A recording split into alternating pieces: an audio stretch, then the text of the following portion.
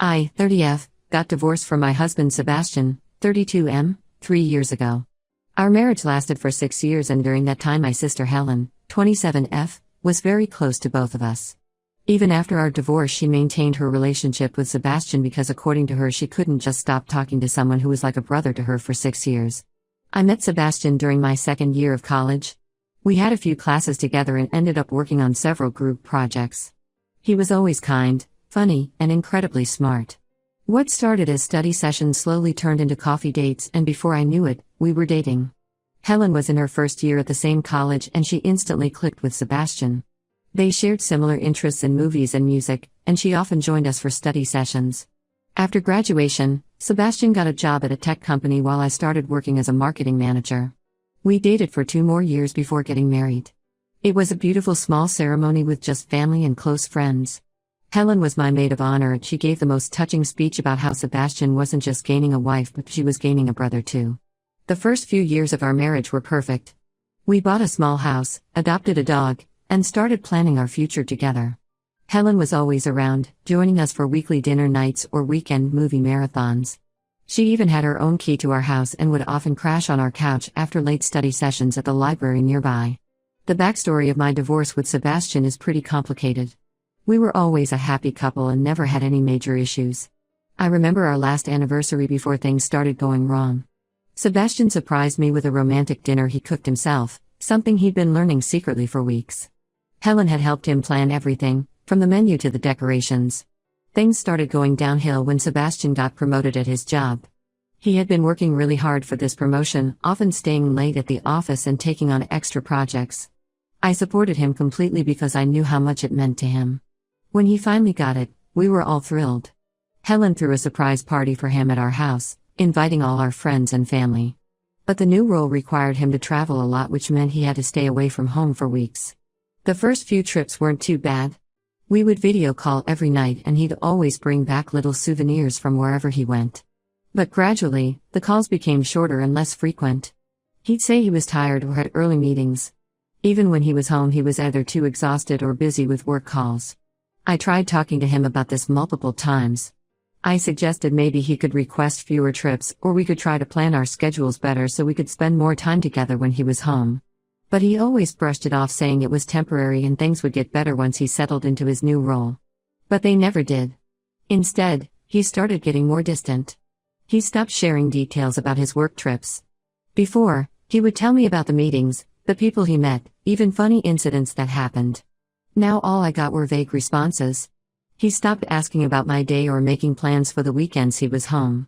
Even Helen noticed the change, but she said I should give him space and not pressure him. Eventually, I found out through a mutual friend that Sebastian had been spending time with his co-worker Tessa during his business trips. They worked in different departments, but her team often collaborated with his on projects. My friend saw them having dinner together multiple times, and apparently they seemed very close.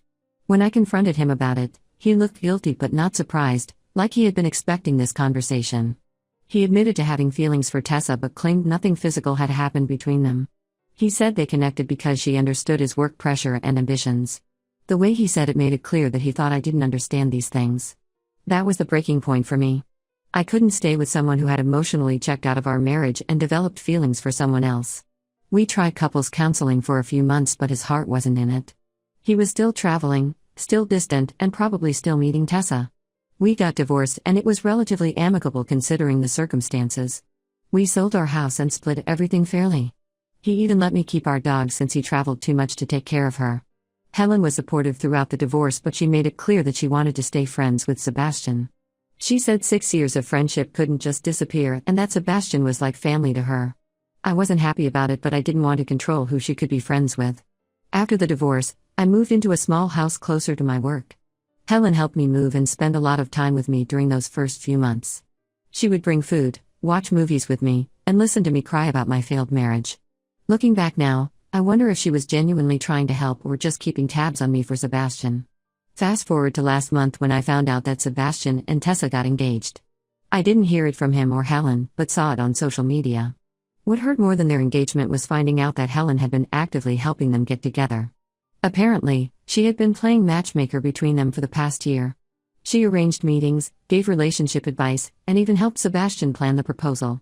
When I confronted her about this, she said she just wanted Sebastian to be happy and that I should move on too.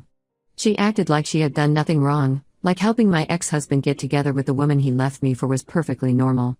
She even had the nerve to say that since I was already divorced, it shouldn't matter to me who Sebastian marries. I was devastated. My own sister, who saw how much the divorce affected me, who held me while I cried, who knew how betrayed I felt, helped orchestrate this whole thing. I cut off all contact with Helen after this. I blocked her number and social media accounts because I couldn't bear to see her acting like everything was fine. Last week our mom called me saying Helen's landlord sold her building and she needs a place to stay. My house has a spare room and Mom suggested that Helen could stay with me until she finds a new place. I refused immediately.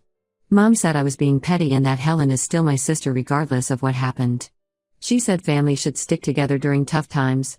I told Mom that Helen clearly chose Sebastian's happiness over my feelings so she can go stay with him and Tessa. Mom called me heartless and said I was being cruel to my own sister. Helen also reached out through Mom's phone and apologized, saying she never meant to hurt me. She said she just wanted everyone to be happy and didn't think it would affect me this much since I was already divorced from Sebastian. She begged me to let her stay with me as she can't afford most places in our area right now. I still refused. I can't imagine living with someone who betrayed my trust like that. Helen has been posting on social media about how families should forgive each other and how she's hurt that I won't help her when she needs me. Some of our relatives are saying I'm being too harsh and that I should be the bigger person. But I don't think I can forgive her for what she did. Update 1, it's been 2 weeks since my last post and things have gotten more complicated. After I refused to let Helen stay with me, she moved in with our cousin Alex. He was always close to both of us growing up. We spent every summer at his parents' beach house and he was like the brother we never had. When he heard about Helen's housing situation, he offered her his guest room without hesitation. Yesterday Alex called me and what he told me made my blood boil. Apparently Helen had been talking to Sebastian about me even before he started getting close to Tessa. This came out during one of their late-night conversations when Helen had too much to drink and started reminiscing about the past. She told him that I was complaining about his work schedule to everyone and that I was probably going to leave him anyway because I couldn't handle his success. Alex showed me some old messages between him and Helen where she was badmouthing me to our entire family. These messages went back to even before Sebastian's promotion. In one message, she told Alex that I was being selfish for wanting Sebastian to spend more time at home when he was trying to build his career. In another, she suggested that I was holding Sebastian back from accepting additional responsibilities at work because I was insecure about earning less than him. She made it seem like I was jealous of Sebastian's success and that I pushed him away with my constant complaints. She painted me as this nagging wife who couldn't understand ambition. Some messages even showed her telling our cousins that Sebastian deserved someone more understanding like Tessa who wouldn't make him feel guilty about working hard. The worst part was finding out that Helen had been hanging out with Tessa even before Sebastian admitted to having feelings for her. They met at a company party where Helen was Sebastian's +1 because I had to work late that night. According to Alex, Helen and Tessa hit it off immediately and started meeting for coffee regularly. She knew about their growing closeness but never told me. Instead, she encouraged their meetings by inviting Tessa to family gatherings when Sebastian was in town, knowing I wouldn't be there because of my work schedule. When I thought about it, it all made sense. Helen would often suggest I skip family dinners when I was tired from work, saying I should rest. Now I realize she was creating opportunities for Sebastian and Tessa to spend time together without me around. She would tell me stories about these gatherings but conveniently leave out Tessa's presence. Alex said he felt guilty for keeping quiet all this time. He showed me more messages where Helen would orchestrate these meetings. She would plan family events around Sebastian's travel schedule and deliberately schedule them when she knew I had work commitments. When other family members asked about my absence, she would tell them I was too busy with work to make time for family. When I confronted Helen about this, she broke down and admitted everything. But her confession only made things worse. She said she always looked up to Sebastian and thought I was lucky to have him. Then she dropped another bombshell. She had a crush on him in college before he started dating me but never told anyone. She claimed this didn't influence her actions, but I find that hard to believe now. She confessed that she didn't actively try to break up our marriage, but she didn't stop it from falling apart either because deep down she thought Sebastian deserved better. She said she saw how perfect Tessa was for Sebastian and couldn't help but want them to be happy together. When I asked her about all the times she comforted me during my divorce, she just looked away and said she convinced herself she was doing the right thing. Mom called me again yesterday after talking to Helen. She was singing a different tune this time, saying Helen was just young and confused and that she deserves another chance. She tried to justify Helen's actions by saying she probably didn't realize the impact of what she was doing. But I can't get past the fact that my own sister wanted my marriage to fail. The more I think about it, the more signs I remember missing. How Helen would always take Sebastian's side in our small arguments. How she would brush off my concerns about his distance during his work trips. How she would tell me I was overthinking things when I mentioned Sebastian seemed different after meeting Tessa. I blocked Helen on everything and told Mom to stop trying to fix things between us. I'm done pretending we can go back to being close sisters after this. Some family members are still saying I'm being too harsh, but others who found out what Helen did are now understanding my side. Alex and a few other cousins have cut contact with Helen too. Helen posted a long apology on social media saying she regrets everything and wishes she could take it all back. She wrote about how she let her childhood crush cloud her judgment and how she realizes now that she hurt me deeply. But it's too little too late. Her actions weren't just mistakes made by a confused young woman, they were calculated moves to undermine my marriage while pretending to support me. Alex says Helen is miserable now that most of our cousins know what she did. She's been trying to explain herself to everyone, but no one wants to hear her excuses. Even Mom has stopped defending her as strongly after seeing the messages Alex showed us. But honestly, I don't care how Helen feels anymore. She had years to come clean or stop what she was doing, but she chose to keep manipulating everyone around her instead. Update 2. A month has passed since my last update, and I discovered something that made everything make more sense. Last week I ran into Tessa's sister Kate at a coffee shop.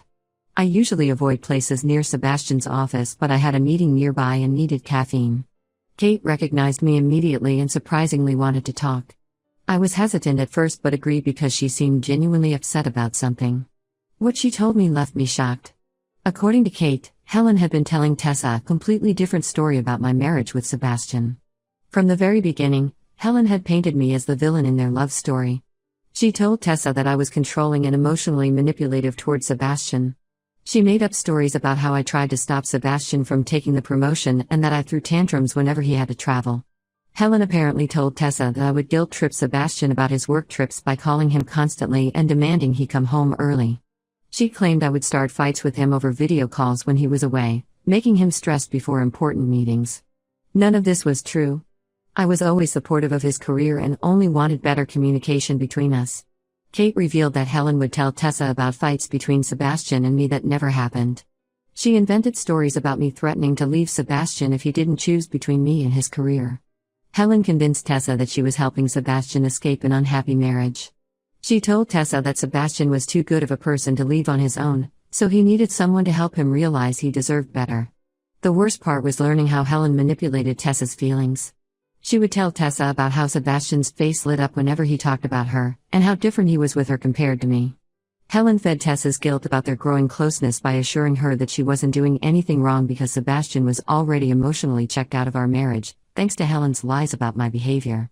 Kate apologized for believing these lies and said she only found out the truth recently when she overheard Helen bragging to someone about how she masterfully handled the whole situation. Helen was at a party, slightly drunk, and was telling someone how proud she was of orchestrating everything so perfectly that no one suspected her involvement until it was too late. I was furious and wanted to confront Helen immediately, but Kate suggested something better. She helped me gather proof of all Helen's lies, including screenshots of her conversations with Tessa where she made up stories about me. There were messages where Helen told Tessa that I had always been jealous of her brother's success, how I tried to control every aspect of his life, and how much happier he seemed after spending time with her. Kate also showed me older messages where Helen would update Tessa about fights between Sebastian and me that never happened. She would make up these elaborate stories about me being unreasonable and Sebastian being the patient, suffering husband. All this time I thought Tessa was just the other woman, but she had been manipulated into believing she was saving Sebastian from a toxic marriage. I sent all these screenshots to our entire family group chat without any comment. Helen immediately started calling and messaging me, but I ignored her. The family chat exploded with reactions. Some relatives who had been defending Helen were now apologizing to me. Others were expressing their shock and disappointment in her behavior. Mom finally saw Helen's true colors and apologized for pressuring me to forgive her. She called me crying, saying she had no idea how calculated and manipulative Helen had been. Even Sebastian reached out and said he had no idea about Helen's lies. He apologized for everything and admitted that Helen's stories had influenced his perspective of our marriage problems. But honestly, his apology meant nothing to me anymore. He chose to believe lies about his wife of 6 years instead of talking to me directly. Helen tried to post another apology on social media, but this time no one was buying it. She wrote about how she got carried away trying to help everyone be happy and made some wrong choices. But thanks to Kate's revelations, everyone now knew that Helen hadn't just made some mistakes, she had deliberately created problems in my marriage and then played innocent while watching it fall apart. People started calling her out in the comments, sharing their disappointment and anger. Some even shared their own experiences of times when Helen had tried to manipulate situations in the past. She ended up deleting all her social media accounts after the backlash became too much. Last I heard from Alex, she's been staying in her room most days, avoiding family calls and messages. Update 3. It's been 7 months since everything happened and I'm finally at peace with how things turned out.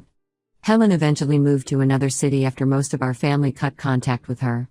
She got a job offer in Seattle and took it, probably because staying around became too difficult when everyone knew what she had done. She still tries to reach out through different numbers, but I blocked them all.